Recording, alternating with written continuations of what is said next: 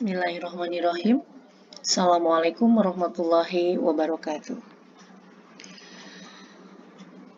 Selamat bertemu kembali di mata pelajaran Bahasa Indonesia kelas 12, yaitu dengan materi menikmati novel ya.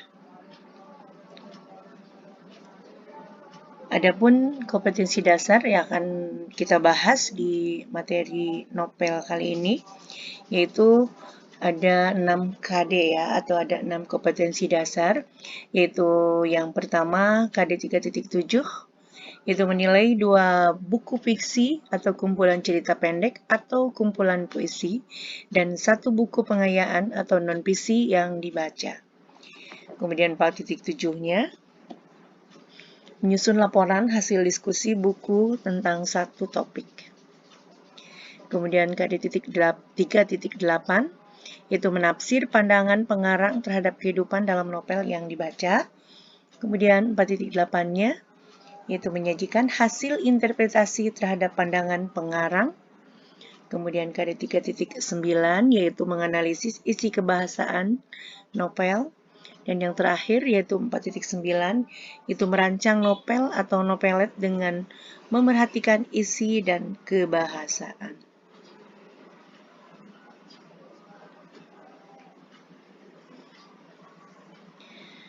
Adapun ya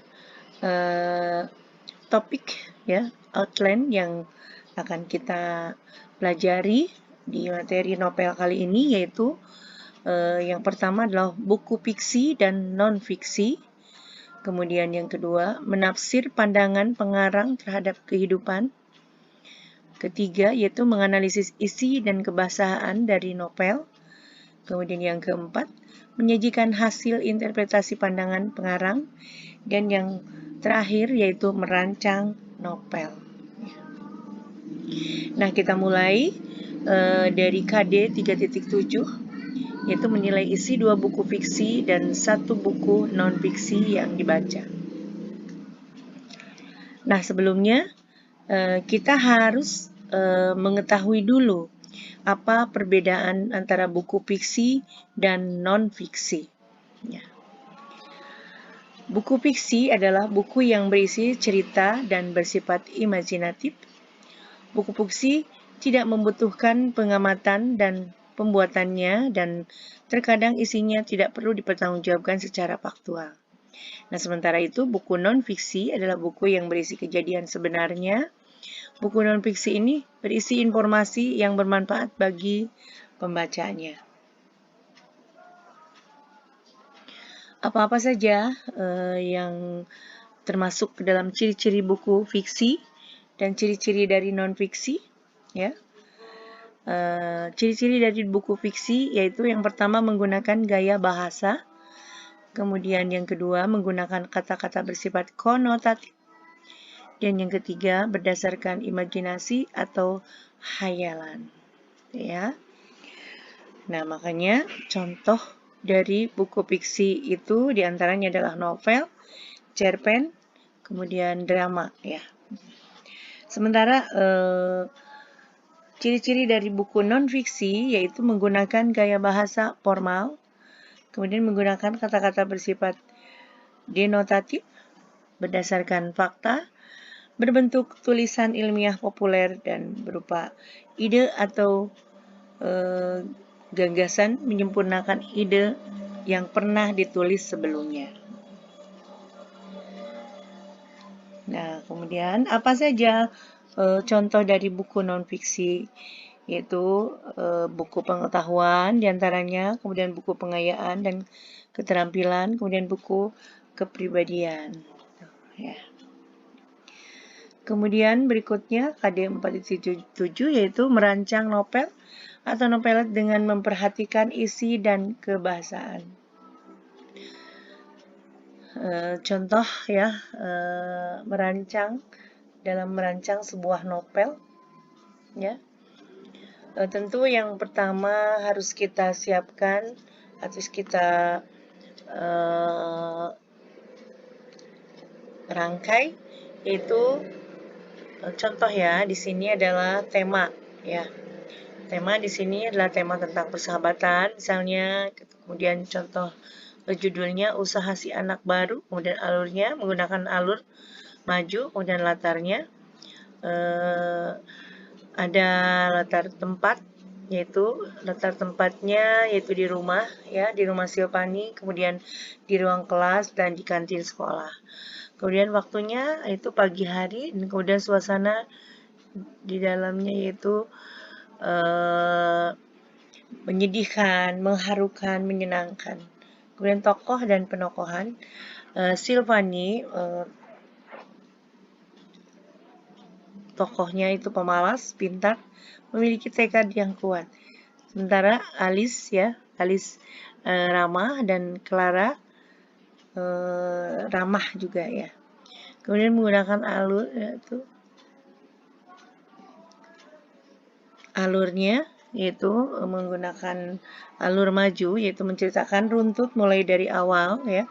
Kemudian amanat, ya, itu yang disampaikan dari novel yang berjudul Persahabatan itu ada beberapa makna, ya, ada beberapa amanat yang disampaikan dalam novel tersebut, yaitu kesombongan akan membuahkan kehancuran. Kemudian usaha tidak akan mengkhianati hasil.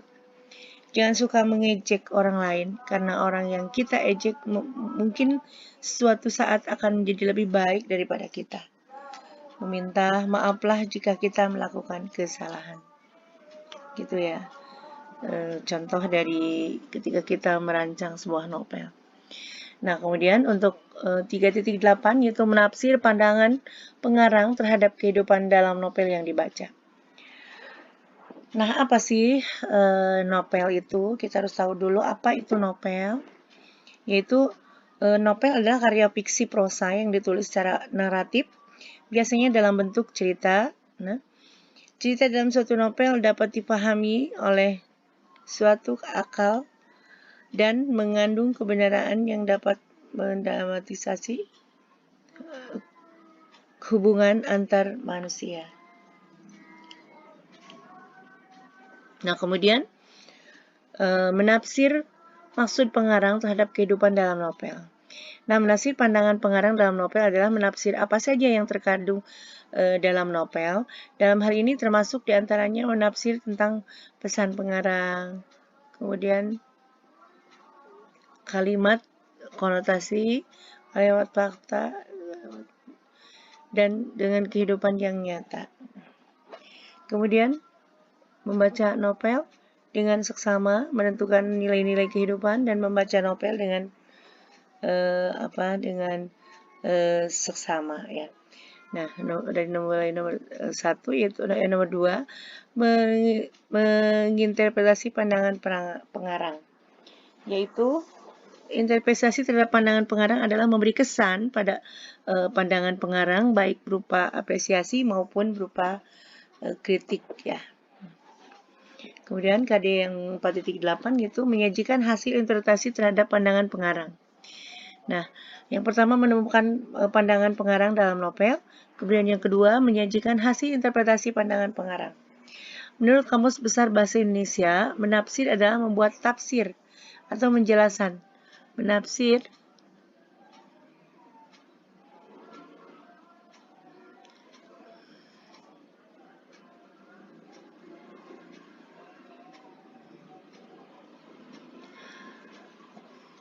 Menafsir pandangan pengarang berarti menjelaskan maksud pengarang dalam novel yang ditulisnya.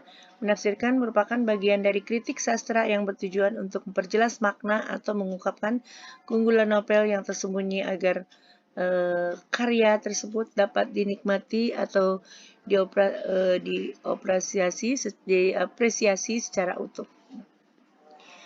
Kemudian di sini ada nilai, ya, beberapa nilai, yaitu nilai pendidikan religius, nilai pendidikan moral, kemudian nilai pendidikan sosial, dan nilai pendidikan budaya. Nah, penganalisis isi dan kebahasaan novel. Yang menganalisis dan kebahasaan unsur intrinsik, yaitu adanya tema, kemudian tokoh dan penokohan, kemudian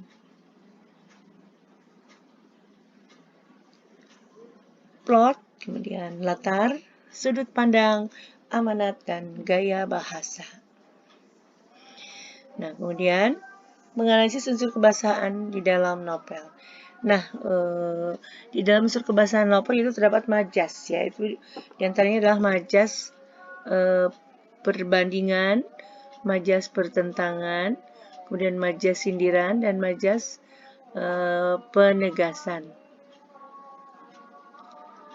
Kalau dari mulai nomor majas perbandingan ya, kemudian majas pertentangan, yaitu antitesis, litotes, oksomoron, kemudian kiasmus, antanaklesis, kemudian dan paradok. Itu masuk dalam majas pertentangan. Kemudian majas sindiran itu ada ironi, ada sinisme, dan ada sarkasme.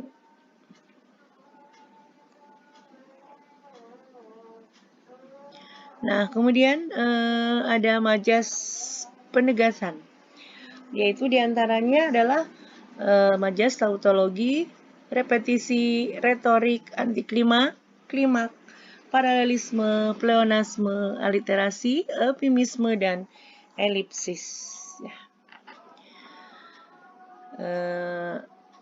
Selanjutnya yaitu merancang novel atau novelet dengan memperhatikan isi dan kebahasaan. Itu merancang novel dengan perhatikan isi, yaitu diantaranya pertama menentukan tema, kemudian kedua menentukan alur, ketiga menciptakan tokoh, dan keempat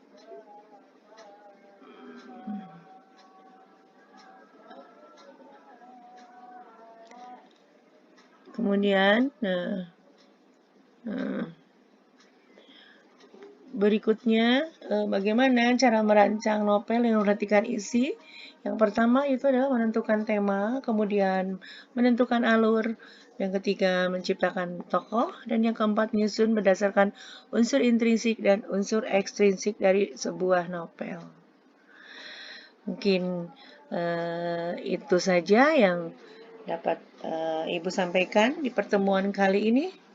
Terima kasih atas segala perhatiannya dan mohon maaf atas segala kekurangannya. Wabillahi taufiq wal hidayah. Assalamualaikum warahmatullahi wabarakatuh.